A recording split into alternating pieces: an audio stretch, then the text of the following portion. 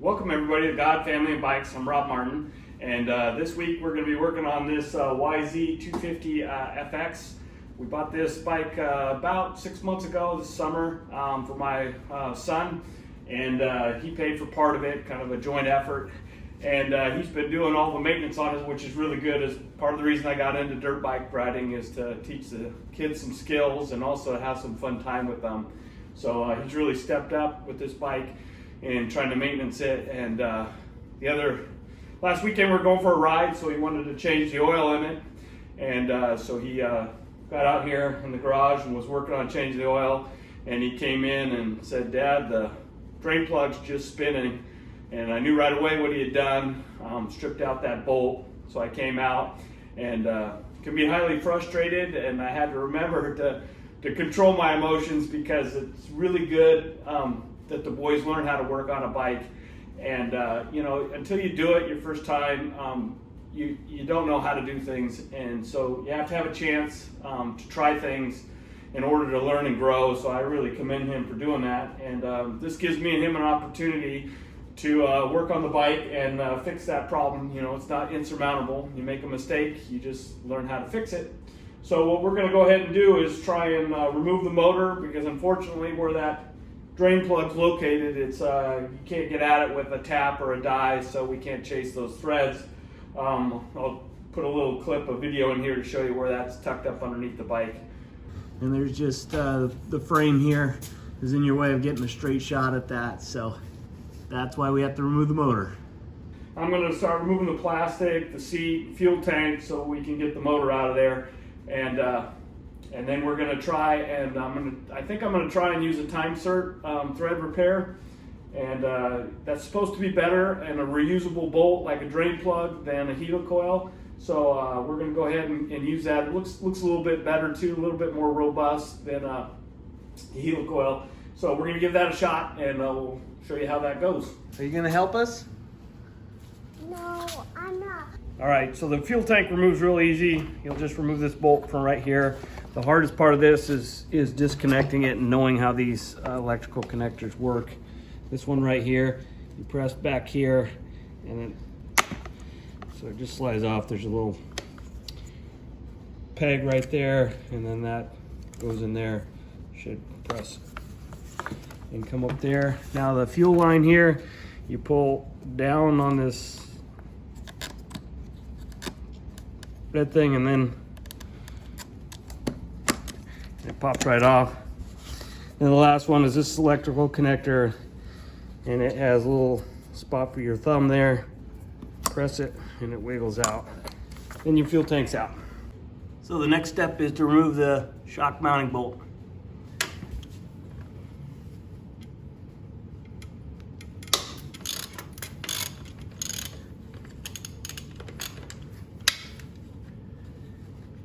Next step is to remove the frame side bolt here from your link on your suspension, which you have to get to from the other side, which is kind of hard. Tuck back up underneath there. You can see my finger, it's in there.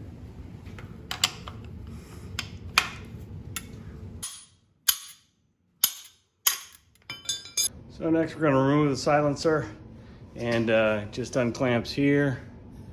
And there's a bolt there, 10 millimeters.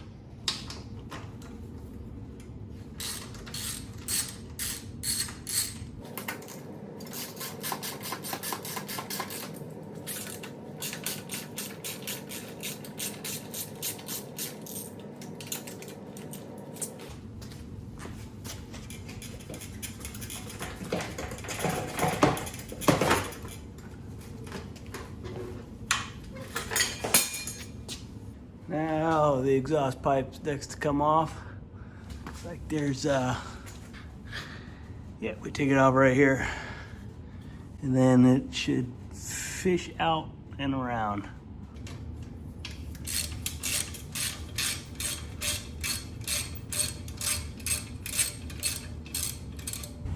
Actually, there's one more support right back there.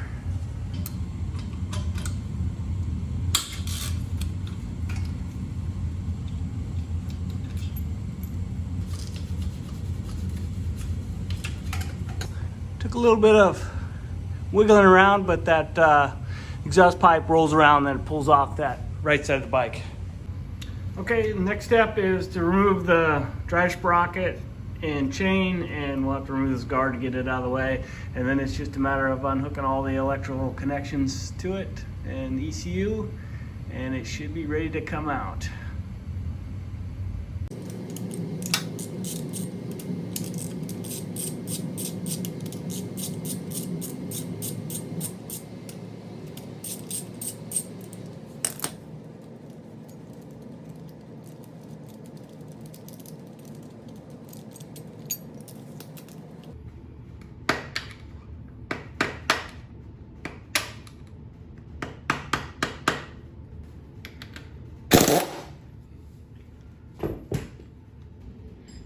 Next, we're going to remove the ECU and spark plug off the chassis.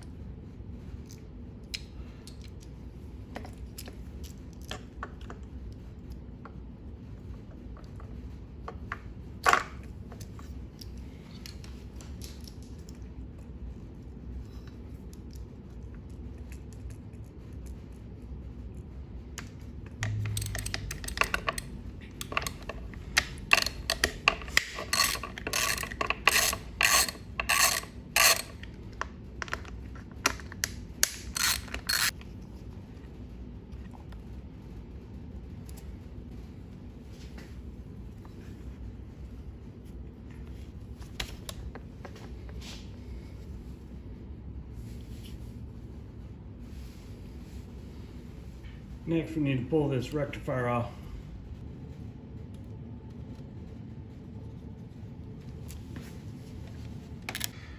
Next, we're going to remove the neutral switch there. Put it off to the side.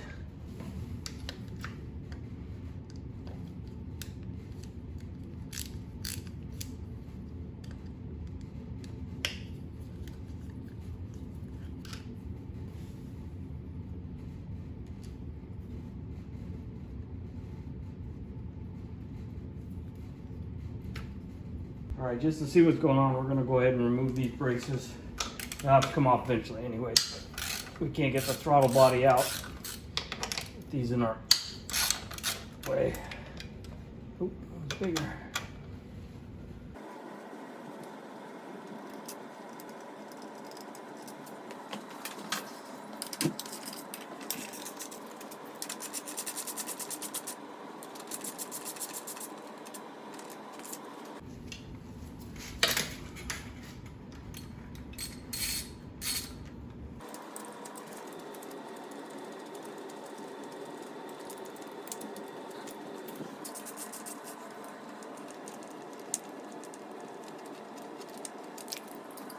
So next we have to disconnect this connector because we're going to remove the air box, and then there's under here is breather hose down in there.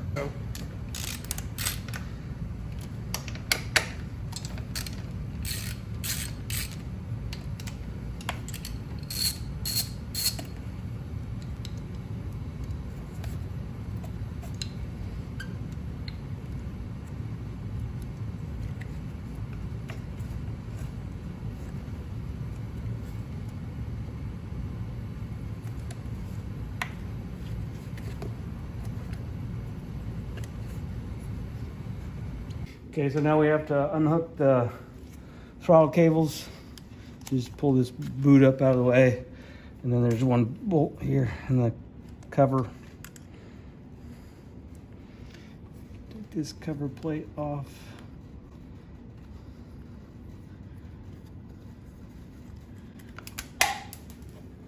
Don't drop it. Oh. Got that cover plate off, so now you just loosen up these cables.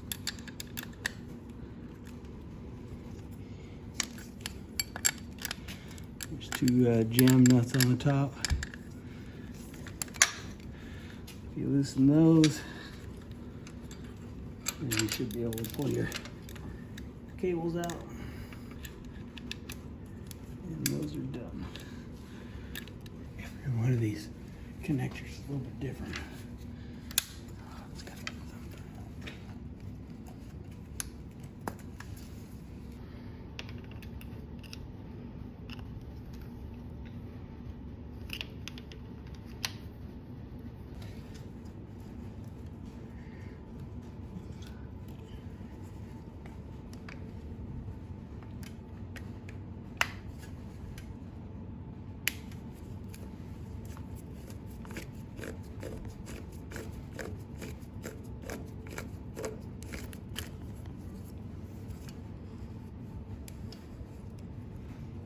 This is hard to do. What's hard to do? Video and light.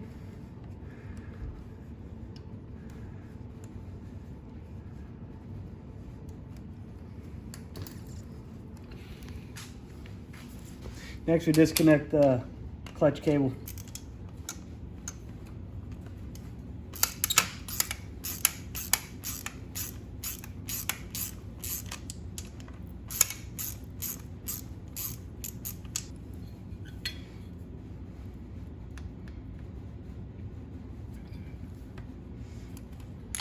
Next, take the shift lever off.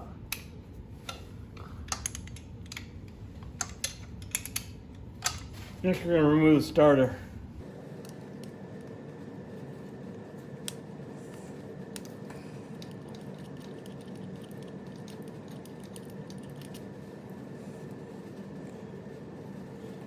Next, remove the brake pedal.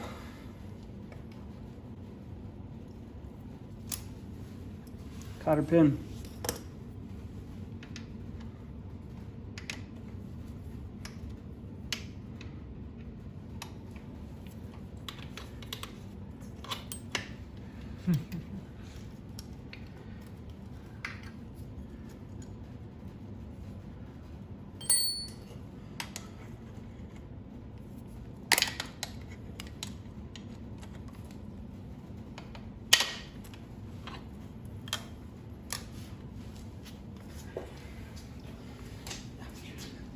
Next, we take this little bracket off here.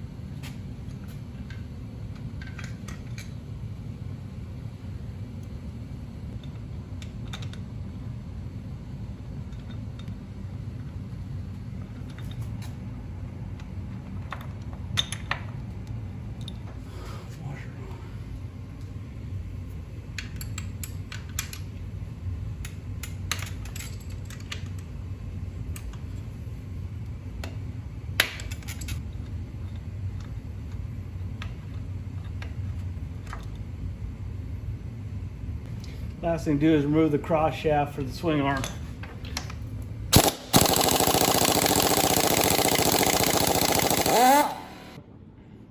All right, we got the engine out of the bike, and we got this Time-Sert kit to repair this. It comes with a driver tool here, which just drives the bushing in and forms the thread. You got a tap for the drill to drill it out, then you tap it. And then there's a spot face tool. Actually, you spot face it and then you tap it. And that spot face tool gives a little shoulder for this thread insert to go into, and it stops it on the end, and then the driver, of course, drives it down. That kit was $95 for an M10 by 1.25, and then I went ahead and got a little bit shorter bushings. It comes with 16 millimeters, but I didn't want to stick too far into the engine, so basically I got one that was about as long as the drain bolt. so that I didn't block any passages in there. You can kind of see the bolt hole we're working on here. Get down in there. You can see it's all stripped out in there. No threads left. And so now the key is just trying to keep any metal shavings. You can see we've taken some of these threads came out already. So we don't want to put any more metal debris in the engine. So we're going to put a little grease on the drill bit and on the tap to make sure as much of the shavings will stick to that and come back out. And then we'll flush it with some oil before we run it and put the regular oil in it.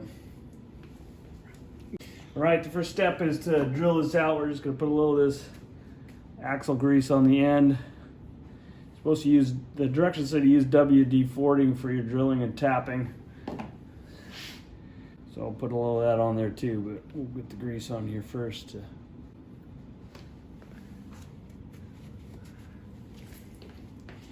And then we'll drill out the old threads.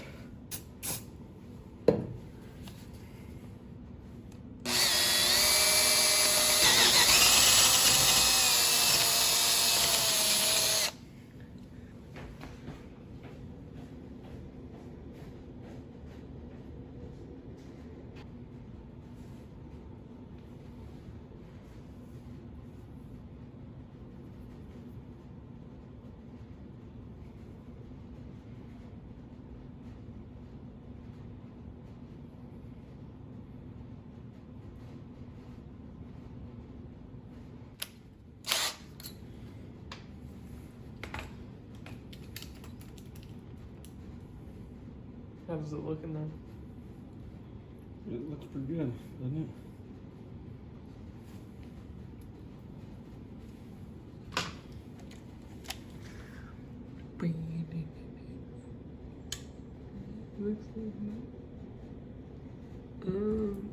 Looks like there might be a little chapter. I don't know. Bottom left, kind of.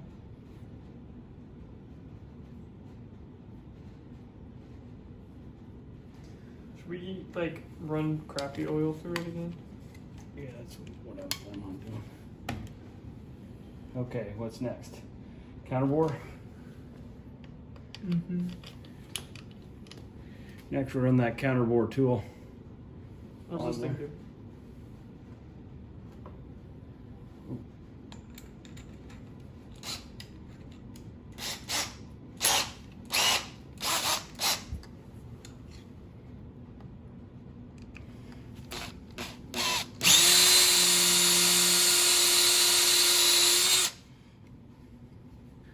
Counterboard it.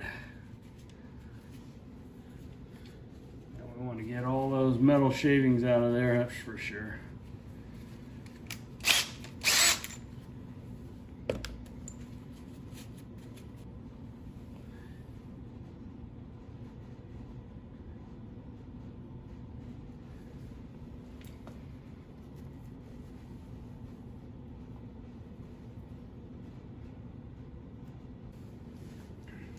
Right now we're going to tap the new threads for the insert.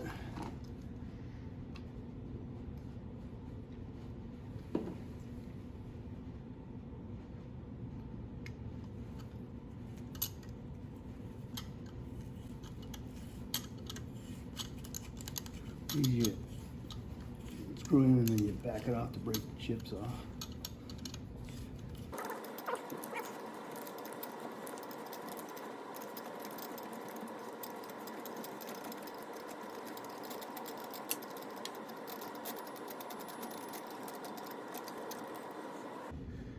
And hopefully most of the chips came out on this, but we'll trace the whole bit to see what we can.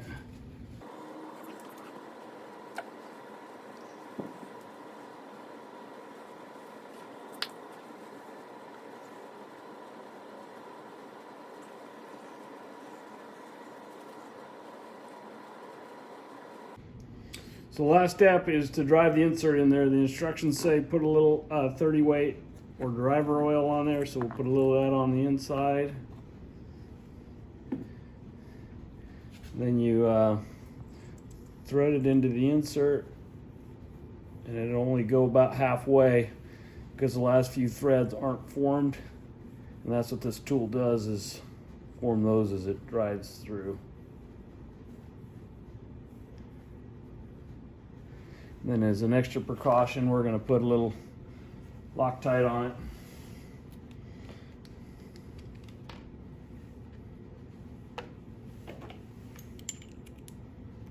Put it in our tap handle.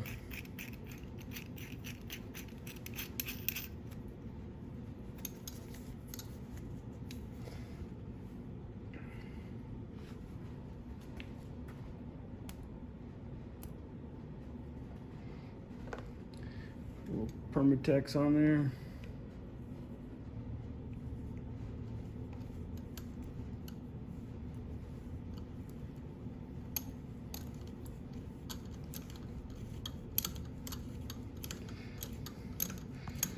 Should thread in all the way down, and then it gets tight, and then you're expanding the threads to hold it in place.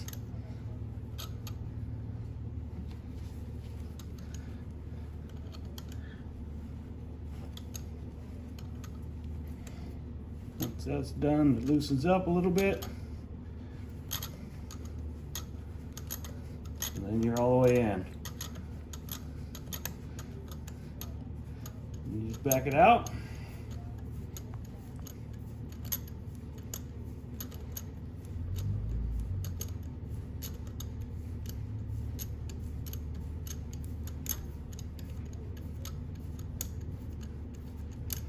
And your repair should be complete.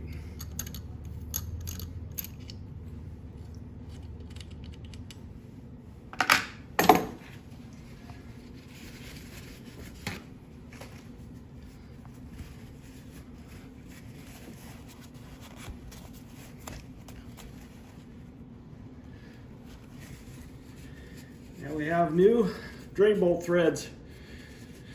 We're going to go ahead and let that set up for 24 hours, and then we'll flush it with some oil and then put it back in the bike.